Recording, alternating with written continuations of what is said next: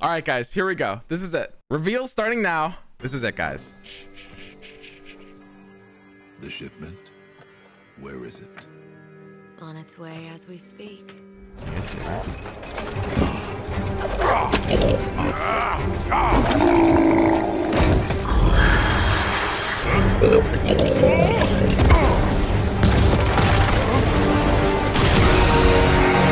Fantastic. And the devices? Don't worry. I found the perfect crew for the job. Dude, this is sweet animation style. I'm actually really digging this animation. Okay.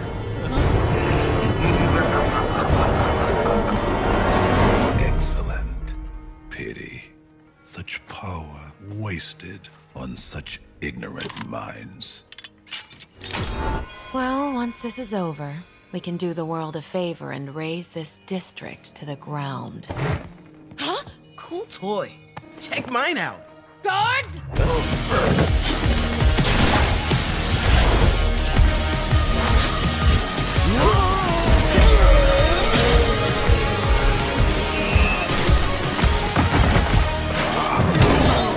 Pity. Such power wasted on such ignorant minds.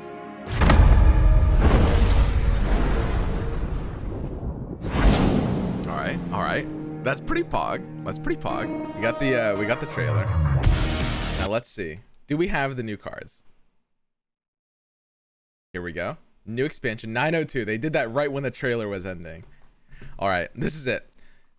New keyword, Lurk. When you attack or while I'm on top of you, while you attack while I'm on top of your deck, I lurk, granting lurker allies everywhere +1/+0, max once per round.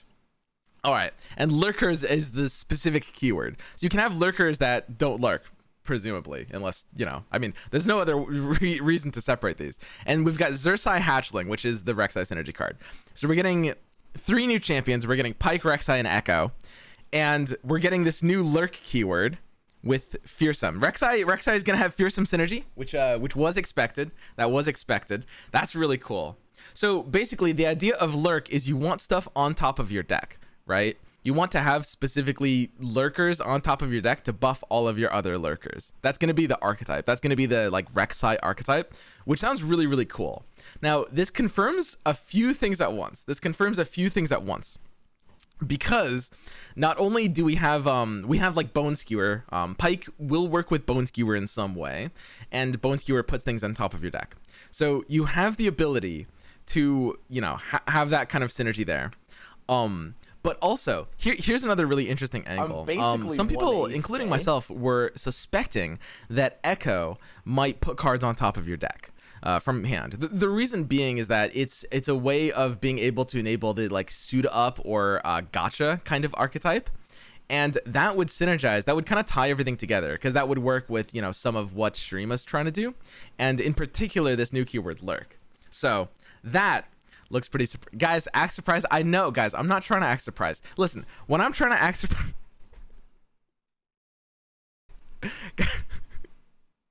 Jesus Christ, guys. All right. But this is the new keyword, Lurk. I'm pretty excited for this one. I don't know exactly how valuable like granting +1/+0 is, but the idea of buffing things on top of your deck is really, or like having to have specific things on top of your deck is really cool. And I'm curious to see exactly how they're printing these lurkers, right? Apart from Xersey Hatchling. So how else can you use this like lurk idea, right? Of like trying to have things on top of your deck, apart from predict, right? You can predict them on top of your deck, which is the general idea. Or you might be able to put them on top of your deck with Bone Skewer. You might be able to put them on top of your deck with maybe Echo's ability or something like that. What else?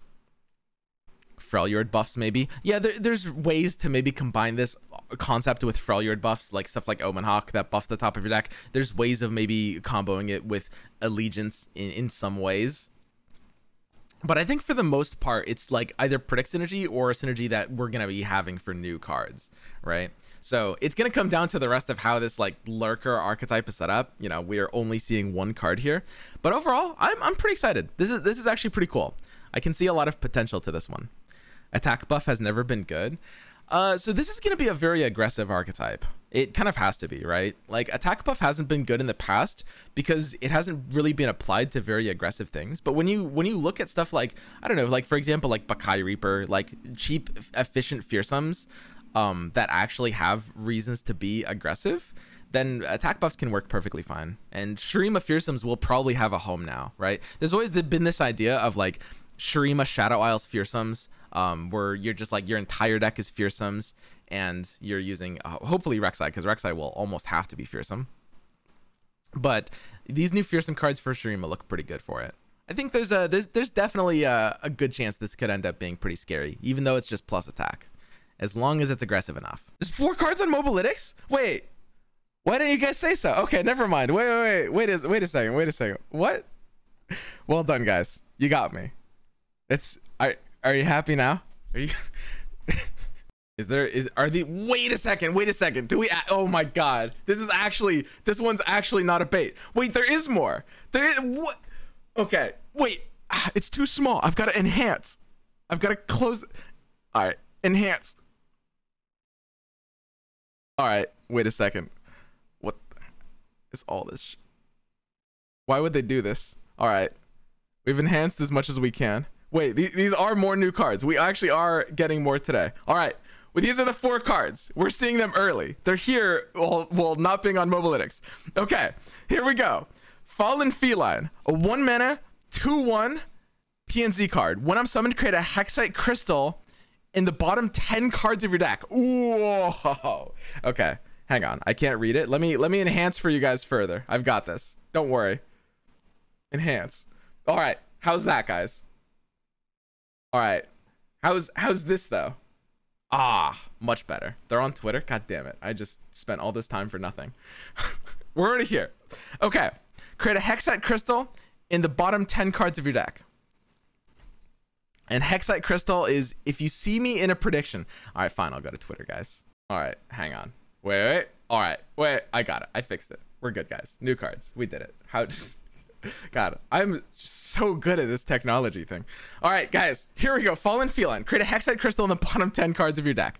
Hexite Crystal is a 2 mana fast. If you see me in a prediction, draw me. So all you have to do is see Hexite Crystal in a prediction, and it deals 2 damage to enemies and the enemy nexus. That's pretty good. And the odds of seeing a Hexite Crystal in a prediction, by the way, are gonna be, they're not gonna be high. It's gonna be about 8%. Just for the record. So every time you predict, it'll be something like 8% to see the 1 Hexite Crystal in your deck. But when you see it on that 8%, and if you're deeper into your deck, it'll be like 10% or maybe higher. But if you see it in your prediction, you don't even have to click it. You just draw it. Wait, prediction's top 3. Predict is, it pulls randomly 3 cards from your deck, and it'll predict one of them to the top. Right? Nab meta? Yeah, I mean, Nab taking it from the bottom is also really funny. The fact that it summons the Hexite Crystal in the bottom 10 cards does create some interesting interactions. And we've also got confirmation of a Bilgewater Lurk card. SnapJaw Swarm is Lurk. It's a 2 mana 0/2. When you play it, it starts a free attack. Oh, man. It starts a free attack. That's pretty interesting. Huh. What? Wait. I'm kind of missing it. It's time for MF Aurelia. Yeah, I mean, obviously there's MF synergy and there's ways of having like Azir or Shurima synergy. Maybe we could do Bilgewater Shurima, like Bilgewater Azir Shurima. Not again. This is giving us PTSD flashbacks. I will say, guys, so when you're starting a free attack with a Bilgewater cards, something that's important to note is that a couple of months ago, when we tried running like Azir Dais Bilgewater, it wasn't that far off from Demacia. Like, if they add more Bilgewater cards that help this archetype, we might... you guys are all saying, like, MF with Aurelia. I mean, if there's more cards like this, you might just go Bilgewater Azir, right? And just, you know, cut out Ionia completely, if there's more stuff like this. Because there's actually a lot of good tie-in with Bilgewater Azir. I don't understand what else this starter free attack is supposed to do. That's so interesting. Somehow that must be tied in. Somehow that must be tied into Pyke and how he works. But now that we've got Bilgewater lurkers, we know Pyke has to be a lurker, which is super cool. So Pyke's gonna tie in with the whole lurking thing and just like being on top of your deck. And every time your lurkers attack, if you have something on top, they're just gonna get free buffs everywhere. So this is really, really cool. I like the idea of this lurker archetype. I hope that the +1 attack is enough to be a payoff for it, but I really love the idea of just like taking like being reliant on the top of your deck, using stuff like predict to get stuff on the top of your deck, right? Is there any other way to use this Hexite Crystal apart from just like predicting and hoping you hit it on like the 8%? Predicting once is enough. It reads shuffle your deck so you have a natural chance to draw a Hexite Crystal as well. So prediction does shuffle your deck. So when you predict once, it's an 8% to draw it, and then from then on, you've got an extra chance to draw it on every natural draw after that. But it's still not great, right? It's still not great. Zap Sprayfin. Ooh, Zap Sprayfin to draw Hexite Crystal is interesting. For 2 mana, deal 2 to enemies and the enemy nexus at fast. I mean, it's interesting. That's kind of it's sort of a little crazy. It's literally like 2 mana Mystic Shot everything. AoE in PnZ is also nuts. AoE in PnZ is also nuts. Wow, could that actually be worth it? I mean, that's so trolly. Because if there's no way to generate, if there's no way to make for sure you get Fallen Feline in your hands, if you want your Zap to draw you Hexite Crystals semi-reliably, that means you're going to have to run basically no other spells, which means if you don't draw Fallen Feline, your Zap is going to be potentially bricked, right? Is there any way to like reliably get Fallen Feline in your hand? Because that could be a little scary. There's definitely some potential there. This with kegs is also good. Hexite Crystal, yeah. Hexite Crystal is kind of crazy. Like, the thing about Hexite Crystal, which is really powerful, is that Fallen Feline is just a decent card, right? I don't think you really want to build this for synergy. Fallen Feline is just a 1 mana 2/1, which is just an alright card in general. And then if you're running predict cards, then Hexite Crystal will just be sometimes you just win the game, right? Which is really, really powerful. Counterfeit copies on Hexite Crystal. Way too slow, guys. That's definitely a meme. That's almost certainly a meme at that point. Because like you'd have to draw the first Hexite Crystal to even use counterfeit copies, and at that point that'll just be like so unreasonably inconsistent. So inconsistent. This looks good though. This looks powerful.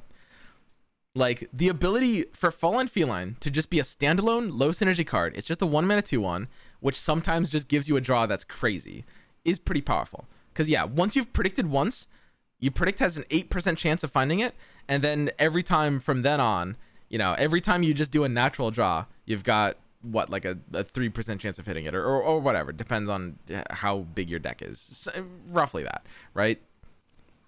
So like you just predict once, and then you just have like a pretty good top deck for having 1 mana 2/1, which is like not super amazing, but it's decent enough value that Hexite Crystal Blowout is powerful enough. When I'm summoned rather than being on play is huge for a 1-drop, especially if you're going Bilgewater. Yeah, Fallen Feline being a summon ability instead of a play ability is really huge. Like being able to get it off of stuff like Double Trouble actually can matter. Like that's pretty funny. Kind of weird how Hexite funnels this deck. Yeah, I mean the ability for you to just like randomly get it sometimes is powerful. I think this will be a really, really good addition to the idea of PnZ Shurima. I'm really liking Fallen Feline Hexite Crystal. Actually, the way these cards work is really important because PnZ Shurima will be viable now, right? We don't know exactly how good it will be. That will depend a lot on how many other good cards we see. But the thing is, the thing that PnZ Shurima never had is a very simple reason to even run those two regions together, right? And just literally this 1 mana 2/1 that sometimes gives you like an extremely powerful top deck is already enough of a reason to run these two colors together, right? Like it's Shurima and PnZ never really had any reason to run together before, right? You can do an extremely committal deck build. I know like some people have memed around with like zillion PnZ and stuff like that, but nothing that even made sense conceptually. This is something that's very, very low commitment that already gives you a reason to gain value from that region combination, which is already better than we had, and that's a really, really big deal. All right, concurrent timelines is great with predict too. Yeah, you can run concurrent timelines in that deck. So I'm looking forward to this. I think this is overall, you know, we got our first 4 cards today. We don't have any champions, but this is a nice initial reveal, right? We've got a lot of ways to use these cards. So overall, Fallen Feline, really cool. You might actually be able to use this in other ways. Like, just being a 1-mana 2/1 is already valuable enough, right? Like, it's got a high floor for value. There will be a lot of ways to use this in the future. It has a really unique concept, right? Because right now, in the current card pool, the only real way to use Fallen Feline is like predicting to get the Hexite Crystal, but there will be ways in the future to be able to access it or make use out of the fact that it's in your deck. And maybe in like a slightly different card pool, we can bring Zap Sprayfin into play. All we need to bring Zap Sprayfin into play is a way to reliably get Fallen Feline in our hand. Because once we get Fallen Feline in our hand and Zap becomes unbrickable, like if we have 3 extra Fallen Felines, if we have 6 Fallen Felines and 3 Zaps or something like that, then we've got excellent ratios to make sure that our Zap isn't bricked out. And that kind of thing will be really powerful, right? So a tutor for Fallen Feline or something similar to that, you know, they're with an expanded card pool, and this could literally be the case any day now. It's like tomorrow they could add more ways of using it. We'll have big ways of using Fallen Feline. So really cool card, great floor for value. SnapJaw Swarm, I have no idea how to evaluate this card. Super funny with with Azir, maybe Aurelia, kind of like that sort of stuff. For the most part, the idea behind this is just you're making use of the Lurk keyword, right? Just the inherent idea of when you attack, you know, you're granting Lurk allies everywhere +1/+0. So it's sort of like, you can kind of think of it like a Poro Snacks, but like when SnapJaw Swarm starts a free attack, he will probably just get blocked and die. So it probably won't be able to attack another time. You're gonna need ways of protecting it. You're gonna need ways of giving it like elusive or something to be able to make this make sense, right? It's very, very weird on its own. FizzTF can use that MF support. Yeah, and Corsair, Crockshot Corsair. There's a lot of ways to use this, for sure. The only question is, will those ways have enough of a reason to tie in the Lurk package in addition to that? Because I can say, I mean, this card, if you're not utilizing the Lurk keyword, is not going to be worth it enough. So it's just a matter of like whether the other Lurk cards give you a reason to still be in the full, like the rest of the free attack package, right? We're going to have to figure out how that works. Then there's Xersei Hatchling, which looks very competitive. I mean, I don't know exactly how well Lurk is going to be, but no matter how good Lurk is, like Xer'Sai Hatchling kind of has to be ran in the Lurk deck, because we know that, you know, Rek'Sai is going to be like the main Lurk thing. It's going to be fearsome, and this has like the fearsome counterplay. So this card will be ran in Lurk decks basically no matter what. There's almost no way around that. Whereas SnapJaw Swarm looks like it could be very powerful, but super dependent on the rest of the card pool. And yeah, those are the 3 cards. So super, super cool. I'm glad. I'm so relieved. I was so worried at first that was all we were going to get. I was like, oh my God, I'm going to have to milk Xer'Sai Hatchling for 3 hours, guys. This is going to be a nightmare. But yeah, we got these 3 cards. There's a lot of cool things to do with these. What else? There's got to be other ideas. What do you guys think? Is there anything I'm missing here? Deep Med can pull Hexite and you don't have to run 0 spells. Deep Meditation for Hexite. I mean, that's definitely an idea. It exists in the space of ideas, you know? I mean, it's true. It's true. Frame by frame analysis of the cinematic. The cinematic was pretty dope. I do like the it was like Avatar, you know, the nice, good high quality 2D art style. Kinko Wayfinder. So Kinko Wayfinder can pull out Fallen Feline. Oh God, Kinko Wayfinder pulling out Fallen Feline, and then Deep Meditation pulling out Hexite Crystals. That's a terrible idea. Don't do that. Like, there's literally no way that will be good. But it is an idea, you know? Like, hey guys, like, it works. It's true.